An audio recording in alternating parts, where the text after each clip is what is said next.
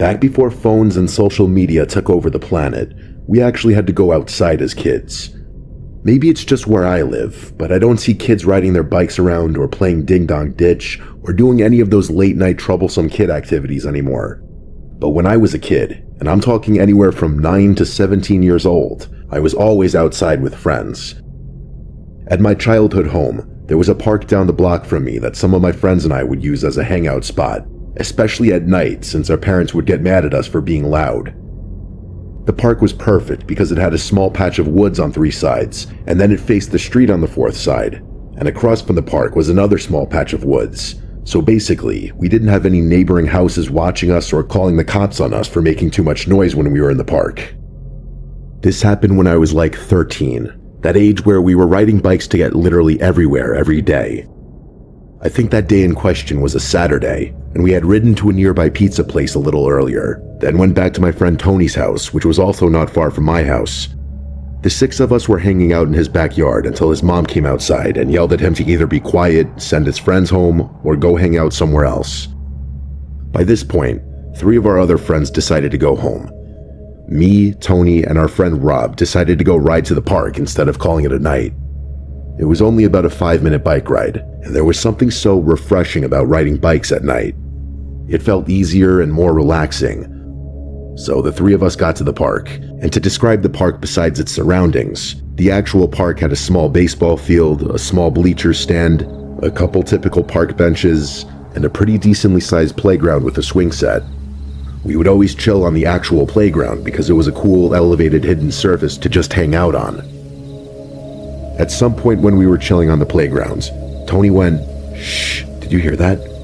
And we all stopped talking for a few moments to listen. When nothing happened, Tony explained that he thought he heard a footstep or some kind of thump on the playground that wasn't us. So naturally, we all kind of took a quick glance around the playground and ultimately didn't see anyone. But probably a few minutes later, there was a sound that we all heard this time, and it did sound like some kind of thud emanating from somewhere on the physical playground itself. Now we were slightly unsettled, because we were almost certain someone else was there making that noise. So we took another peep, this time actually getting up and walking around, and even calling out asking who was there. Of course, there was no response. So eventually, we settled back down up on the playground. We both for another few minutes until we heard yet another sound. This time it was a much more unsettling sound. It was the sound of a voice, a child's voice, and it came from inside the slide. One of those twirling metal slides you see at most typical playgrounds. I'm not gonna lie, when we all heard it, we genuinely freaked out. Even though yes, we did hear some weird sounds on the playground, we didn't hear anyone climbing into the slide, and the thumping sounds definitely didn't come from the slide. So naturally, I walked over to the slide and listened. Then I said, "Is someone in there?" And a voice said back, "Hello." It was a child's voice. I want to say a boy. They sounded like a toddler. I was 90% sure they said hello. My friends heard it too. We all gave each other these terrified looks. We had not heard anyone in the slide for the entire half hour we'd been there. I said down the slide, "Do you need help?" But there was no response now. In fact, we didn't hear the voice again. I had to assume there was a little kid stuck in there, so I climbed in and slid down. But as I slid down, expecting a child to appear around the corner the entire time, instead, I made it to the bottom only to find it was empty. I then did a scan around the ground level of the playgrounds and the surrounding area, and there was not a soul in sight. My friends were just as shocked as I was. There was literally not a soul besides us around, and I'm telling you, it was not possible for someone to have run away that quickly, especially not a young child. We checked every possible place to hide, and there was no one. We were already beyond freaked out, but when we heard the same voice once again come from the slide, this time saying, "Catch me," we all bolted for our bikes. We pedaled faster than we ever had back to my house down the block. We regrouped and caught our breath in my backyard. We were trying to be quiet though, since my dad was likely asleep already, and he would get mad if we were loud outside. So we sat amongst ourselves talking about what just happened, and any possible explanations. But things only got stranger when there was a knocking on the backyard gate. Yes, like someone was knocking as if asking permission to come in. I said, "Who is that?" thinking maybe it was a family member, but it was an unfamiliar woman's voice. She said hello, and then said, "Were you guys just at the park before?" We once again looked at each other in nervousness. There's a tiny crack in the gate where it met the fence that you could look through and see to the other side. So I peeked through it, and what I saw was a woman, middle-aged, standing on the other side with this big, wide, creepy grin on her face, and she was already looking right at me through the crack, as if she knew to do so. I stepped away from the gate because it was such a disturbing sight. I backed away and said, "No, sorry." The woman replied back, "Are you sure?" And Tony replied for me, saying, "No, we weren't." The woman said, "Okay, thanks anyway." I stepped back toward the gate to see if she left, but she was still standing there, smiling and looking at me through the crack. We were so freaked out that we went inside my house through the back door. We quietly hung out downstairs for a while, completely shook. That woman was terrifying. Everything about her. My friends were scared to get their bikes and leave, so they slept over and left in the morning. We didn't go back to that park for a long time after that. If we really wanted to explain it all away, we could go with the explanation that there was a kid who ran away from his mother and was playing at the park, and the mother was looking for her child. But it doesn't make sense because we rode home so quickly that no one on foot would have been able to see where we went. Also, we know for a fact that we didn't see any kid running around the playground. So what the actual hell did we hear inside of that slide? Who was that? Who was the woman? At this point, it's a distant memory that will simply never be solved.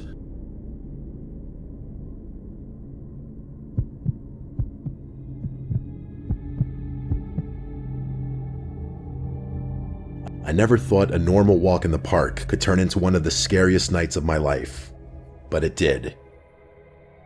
I live in a small suburban town, the kind where everyone knows everyone else, and most people think it's safe to be outside at any time.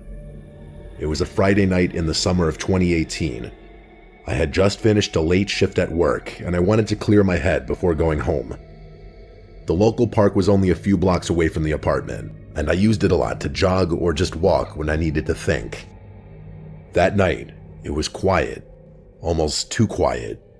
The sun had set maybe an hour before, and the streetlights inside the park were on, but the main walking path still felt shadowed under the trees. I remember thinking how peaceful it was as I entered, the smell of freshly cut grass lingering in the air. I wasn't expecting anyone to be there. Most of the time on a weekday night, I'd be alone or maybe see a few people walking dogs or a couple of teenagers sitting on the benches. I had my headphones in, listening to music at a low volume, and I started walking along the main path. At first, everything was normal. I noticed a couple of dogs running in the distance, and some people walking slowly, laughing quietly. It felt calm, almost therapeutic, but then I started noticing little things that made me feel uneasy, though at the time I tried to brush them off.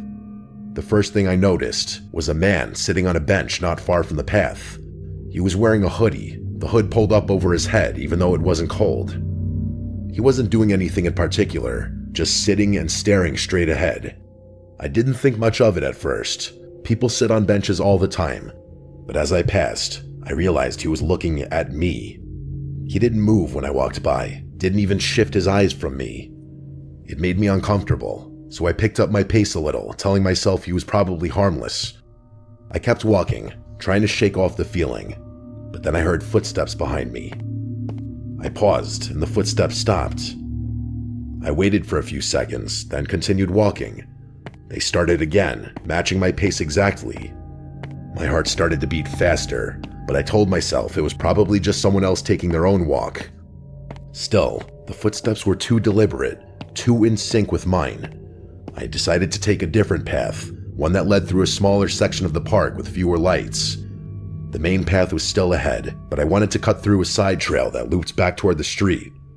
I figured I could get home faster that way and maybe avoid whoever was behind me. As I turned onto the trail, I noticed the man from the bench had stood up and was walking in the same direction. I thought maybe it was a coincidence, but something about the way he moved made me stop and stare. He wasn't jogging or taking a normal stroll. It was slow, almost like he was matching my pace without looking directly at me. I took out my phone and checked the time, then pretended to make a call, holding it up to my ear. The man didn't react. He didn't seem to care that I was looking at him. I forced myself to keep walking, trying not to panic. I thought maybe if I went faster, he'd eventually leave me alone. I broke into a light jog, and he did the same, keeping exactly the same distance behind me. My mind raced. Why was he following me? Was he dangerous? Should I run back the way I came? I made a decision to leave the park completely. There was a street exit just ahead that led back toward a well-lit neighborhood. I broke into a faster run, heart pounding so hard I thought it might explode out of my chest. The footsteps behind me sped up, matching mine perfectly. I didn't look back again. I just ran. When I reached the street, I slowed down and finally risked glancing behind me. The man had stopped at the edge of the park, standing at the shadows just inside the trees. I could see the hood over his head, the dark shape against the dimly lit path. He wasn't moving, just watching me. I don't know how long I stood there before I turned and ran home.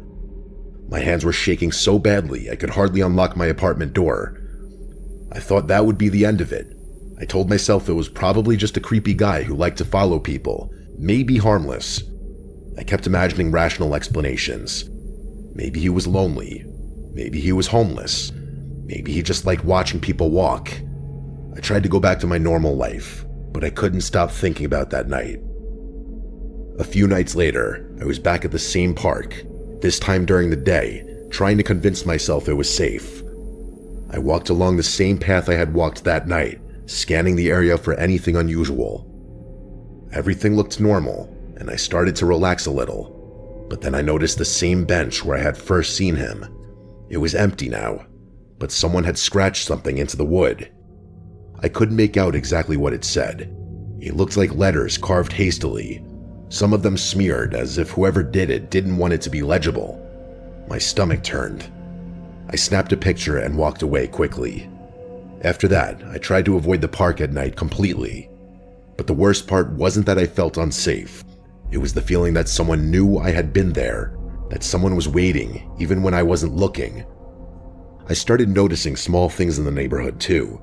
Shadows moving in the corner of my eye, a figure across the street that would vanish when I looked directly, a car parked down the block that I didn't recognize, lights turning on in houses when I walked past. I kept telling myself it was paranoia, that I was imagining things, but the memory of that night never left me. One evening, maybe 2 weeks later, I decided to go jogging again in the early evening, thinking it was safer than nighttime. I stayed on the main street, not going into the park at all. As I passed the edge of the park, I noticed something that made my blood run cold. A figure was standing just inside the tree line, barely visible. It was the same height and build as the man from before, and the hood was up again. I froze in place. He didn't move, but I had this overwhelming feeling that he had been there for hours, just watching. My instincts screamed at me to run, but I forced myself to move slowly, keeping my eyes on him. When I reached my car, I jumped in, locked the doors, and drove away, constantly glancing back in the rearview mirror. I never saw him again after that night. At least, not in the park. But sometimes when I walk through the neighborhood, or even near my apartment, I get that same feeling, that someone is watching me, just beyond my line of sight.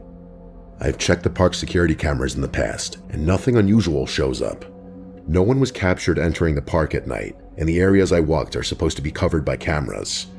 I don't know if he was someone who knew how to avoid them, or if it was someone who had been living there without anyone noticing.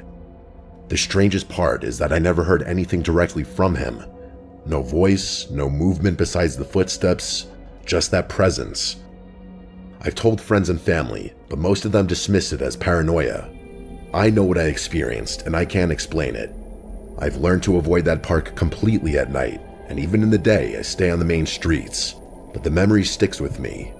Sometimes late at night, I find myself staring at the dark tree line where he stood, wondering if he's still there, waiting for someone else. I never go back, but a small, irrational part of me feels like he could still be there, even now, hiding just out of sight, watching anyone who dares to walk alone. I don't know why he picked me, or if it was random. I don't know if he was dangerous or just interested. All I know is that feeling of being followed, being watched without anyone seeing. It's something I'll never forget. Even writing this now, I feel a chill remembering the quiet way he moved, how he stayed just out of reach but always present. I still take my walks, but I make sure I'm never alone in the park after dark. And sometimes when I'm home, I swear I hear the sound of footsteps outside, far enough away to be unnoticed, but close enough to remind me that I'm being watched. I tell myself it's probably nothing. I hope it is, but I can't shake the feeling that somewhere out there, he's still waiting, watching and stalking me like he was that night. I never reported him to the police. There was no evidence or proof that anyone was there except me. I thought about it, but I couldn't even describe him clearly. Just a hoodie, a vague shape, and the feeling that he knew everything I was doing.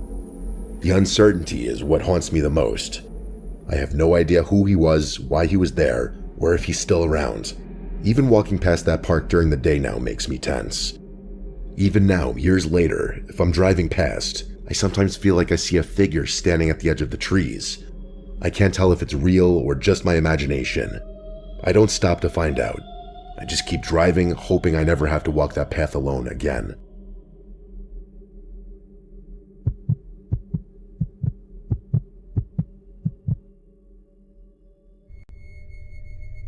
This event happened less than 24 hours ago. The details are still incredibly vivid in my head. I'm not even sure how to classify this story because it was so bizarre. It was the only time in my life that I've ever felt like I was actually in serious danger. Myself and a group of 5 friends were hanging out at a popular public park in my area called the Overlook because it had a great view of downtown and nearby universities. It was very late in the evening, around 11 o'clock. It was supposed to be just a chill rendezvous. We had no plans of doing anything other than hanging out on the park benches and talking. However, one of my friends said that he had Roman candles in his trunk and suggested that we light them off. The Overlook is probably the worst place in the entire park to light fireworks, so I suggested we go to a more secluded part of the park called the Loop.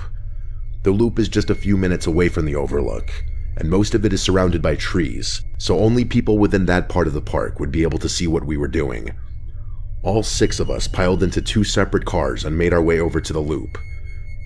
Although there was plenty of street parking within the Loop, we decided to park outside on a nearby street just in case anything went wrong. We started walking toward the actual Loop part, which is basically a huge cul-de-sac surrounded by woods. The driveway to the Loop is very long and winding, cutting through a thick tree line. You can't see anything within the Loop from outside because of the trees. We noticed a few cars parked in different spots, but we thought nothing of it as people walk in this park frequently. Still, it was strange for such a late hour. As we walked deeper into the Loop, we noticed several cars parked around the cul-de-sac with their lights off. Suddenly, a truck behind us started moving, with its headlights off. It was facing the opposite direction toward the entrance of the Loop, but it quickly made a U-turn and headed in our direction. We all found this strange and hid behind some trees. The truck passed us slowly, then continued around the Loop, drove back toward the entrance, stopped suddenly, and made another U-turn. All of our stomachs sank. The truck was small, probably only fitting 3 people, yet there were 6 of us, all over 6 feet tall. Still, we were frightened and creeped out. For some reason, my friend thought that was the perfect time to light a Roman candle, and sparks flew in our direction. The truck immediately turned its headlights on and started slowly driving toward us. We ran further into the tree line, which was on a downward slope, and we hid behind more trees. However, the truck went over the curb and drove through the grass toward us. Whoever was driving must have seen us running, because they turned on their high beams and laid on the horn.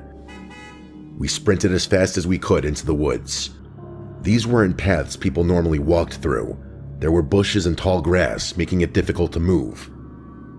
About 20 feet into the woods, we began hearing voices from the truck and saw more pairs of headlights turn on from the Loop. During our sprint, we had become separated. I was with 2 friends and we didn't know where the other 3 were, but that wasn't our main concern. 2 men stepped out of the truck and sprinted down into the woods with flashlights. My friends and I lay flat on the ground, trying to stay hidden. I managed to squeeze under a large bush, but my other 2 friends were still partially exposed. We were in a sunken part of the woods, with part of the Loop directly above us. It was quiet for a few minutes until we heard footsteps and saw flashlights from above. We didn't know if they could see us, but we were basically trapped. One group was searching from the front and another was searching from above. We didn't understand why they were so upset about the fireworks. None of them had come near any of their vehicles, and fireworks are legal in our state. All we could do was hide and hope they didn't find us. After about 15 minutes, we saw the truck pull out of the grass and back onto the street, then drive away. The other headlights disappeared, but we never saw the men who had entered the woods come out. To make matters worse, one of my friends realized he had lost his phone somewhere in the woods while running. Finding it was surprisingly easy, but sneaking out of the woods and back onto the road leading to the loop was difficult. It was pitch black, and we couldn't use our flashlights or phones because we didn't want to alert the men of our location. We regrouped with one friend who had been hiding close by. He said one of the men had run right past him but didn't see him. However, he noticed the man was carrying what looked like a knife or some kind of melee weapon. After hearing this, we sprinted down the road toward the entrance. That's when we noticed the same truck from earlier, about 50 feet from the entrance. Fortunately, a dense patch of woods nearby allowed us to sneak into it and move toward the exit. Somehow, whoever was in the truck realized we started moving, because they immediately turned on their high beams and pulled the truck to the edge of the woods. At that point, we ran as fast as we could. The truck followed us along the road, but we quickly cut deeper into the woods. Eventually, we reached a main road that led out of the loop. The truck didn't follow beyond the entrance. We took 2 different back roads to get back to our cars to make sure we weren't being followed. We didn't hear from our other friends until a few hours later. They had managed to escape much quicker by running without hiding. I'm never going back to the loop. I don't know what those people wanted or why they made such an effort to hunt us in the woods, but I'm sure it wasn't good. It felt like an eternity at the time, and I've never been more scared in my life. I truly didn't know what was going to happen.